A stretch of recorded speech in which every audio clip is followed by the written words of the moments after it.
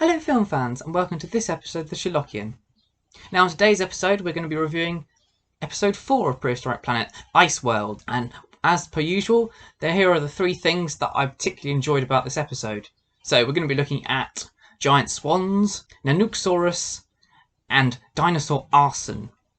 Now, I must admit that the word giant swan is slightly a bit of a con on my part, because while it is technically true we're going to be looking at giant swans, they're not perhaps the type of swan you might have been thinking of.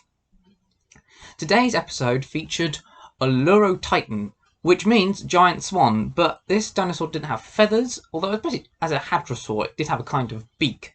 But nevertheless, it still had scales, and it gets its name apparently from its swan-like neck, which is supposed to be quite graceful, though to be honest, passed me by completely, but it must have captured the fascination of the paleontologist that named it.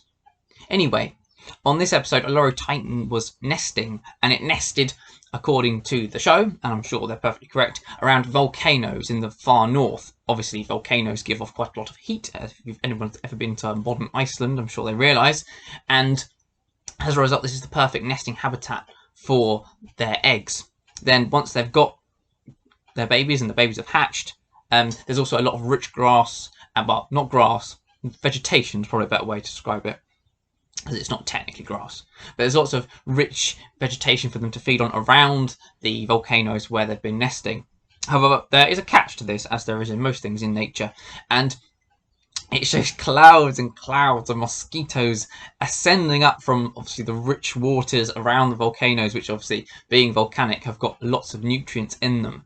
And these poor baby Allurotitans are just covered in mosquitoes at some point. You feel really sorry for them. Apparently, well, I'm sure it's perfectly correct, they could lose dangerous levels of blood from obviously all these mosquitoes biting them. And obviously this is something that you see nowadays in today's natural world in things like reindeer and muskoxen, which also have to go up to higher ground in the summer because there's so many flies and mosquitoes biting them all the time. If anyone's ever been to Scotland, I'm sure they'd quite understand how the Allurotitan feel when you get clouds of midges descend on you from all points in the compass. But that was interesting, and it's quite tense when you wonder whether the baby hadrosaurs are going to make it up the hill before they collapse from all the blood they've lost. Apart from that, I think the biggest set piece in this episode features pachyrhinosaurs and Nanuqsaurus. Now you're probably thinking, oh, what does Nanuqsaurus mean? That sounds a bit of a fabulous name. I mean, if anyone's ever watched any of these reviews before, they probably know that I'm a big fan of the particularly odd names some paleontologists give dinosaurs. Well, you might be familiar with the word Nanuk. It's spelled N-A-N-U-Q, and it means polar bear in Inuit, and since Nanuqsaurus means polar bear lizard. Now, it's quite a good name because they're tyrannosaurs, so they're obviously typical sort of small theropods. You walk on two legs, short, stubby arms. But these ones have, I say feathers. They are technically feathers, but they're not really, birds of paradise. They're more kind of, ostrich or kiwi. They're sort of downy feathers, basically designed to insulate them and keep them warm. So they can obviously be insulated from that extremely cold weather that they have to live in. And this is a brilliant set piece, which obviously they must have based, I think, to a large degree on sort of modern day things like Arctic wolves and muskoxen, which, it's perfectly reasonable. And they have the pachyrhinosaurs, which basically look a little bit like Triceratops, but without the sort of the big long horns. And the pachyrhinosaurs form a typical kind of defensive ring, similar to the way musk oxen do today, and indeed, sort of American settlers circling their wagons. It's a very similar kind of tactic, with the young in the middle and the adults facing outwards, ready to drive off any attacks. And then these three Nanuqsaurus basically sort of circle around, and this sort of standoff goes on for days and throughout a blizzard, where you actually see, and this is something you don't normally see in dinosaur programs at all, a theropod lying down. And it's actually quite interesting because you never really think about it, do you? How did T-Rex or any other tyrannosaur sleep? But it actually doesn't look as weird as you think to see them sitting down. Their legs do bend up quite easily, and then once the blizzard's over, obviously they shake the snow off and begin the attack again. And once the pachyrhinosaurs break down essentially and start to run, one of the males falls behind, and you see the Nanuqsaurus gain on it, and then they surround it and then bring it down. It's a brilliant set piece. It's fantastically animated. It's really gorgeous, all the snow and the blizzards, and you really get into this kind of like standoff between these two particularly long-standing enemies, if you like. It's absolutely fantastic. But my favourite bit of this episode featured another dinosaur called Troodon. I say called Troodon.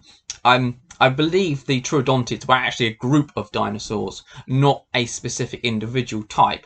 And David Attenborough doesn't specify which type of Troodontid they're looking at, possibly because this particular set piece is, I imagine, speculation, really, but educated speculation. And I do talk quite a lot about the fact that dinosaur programs generally do they do indulge in quite a lot of sort of educated guesswork, if you like. But I like that. I thought it was pretty accurate to probably what probably happened. A lot of probablys, I know, but nevertheless, it seemed quite good. Basically, it shows this Troodontid, which looks a bit like a velociraptor, but more bird-like. It's got a bit of a crest. It's obviously a theropod, so it walks on two legs, sort of long feathery tail, and then those kind of stubby wings that raptors have. They can't fly with them, but they're sort of useful for balance. It looked a little bit like a modern Caracara, and indeed, as I'll show in a minute, it acted quite a lot like one as well. It showed quite high intelligence. Basically, they know from the skulls they've found of Troodontids that they had very large brains for their size, similar to modern day things like magpies. So, you can reason from that they were probably very, intelligent hunters. And what basically the Troodontid does in the set piece is that it basically starts a fire. It picks up a burning twig from one forest fire, takes it to another place, starts the fire, and then obviously uses that to flush out its prey, which in this case is small mammals, which it then runs down and grabs when they run away. Now, this is actually behaviour that has been witnessed in modern birds, particularly in places like Australia, where bushfires are quite common. And this kind of fire-starting behaviour has actually been seen several times. Birds of prey taking burning embers from one place and then dropping them in another to start another fire so they can hunt the small mammals that otherwise they might not be able to find.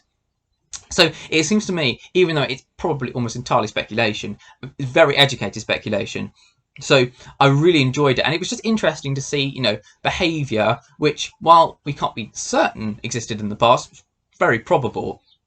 And I just liked the way the Troodontid looked. It was very beautifully animated. It's got this lovely plumage, and it was really interesting to see a dinosaur that probably you don't see very often on dinosaur programs. So I really enjoyed this episode. I mean, for an episode about the ice world, there's actually very little ice in it.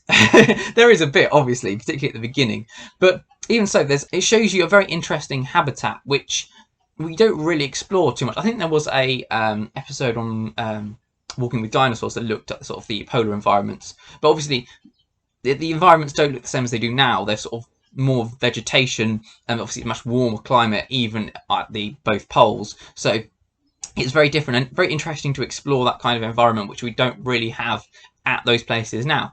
So yeah, I really enjoyed this episode. I don't think it's quite as good as the previous episode, which was my favourite, but it was pretty good and I really enjoyed it. It's probably my second favourite, I think, and it had some very good dinosaurs and some brilliant dinosaur names as well, so I was very happy and satisfied with that. Anyway, that was the Sherlockian. Thanks very much for watching, film fans. Thank you for everyone who's watched my reviews and liked and commented. I really appreciate it all. And thanks very much. And hopefully my final review of the series will be out tomorrow when we see the final episode, Forest. So stay tuned for that if you're interested. Thanks very much for watching, film fans, and I'll see you in the next one. Goodbye.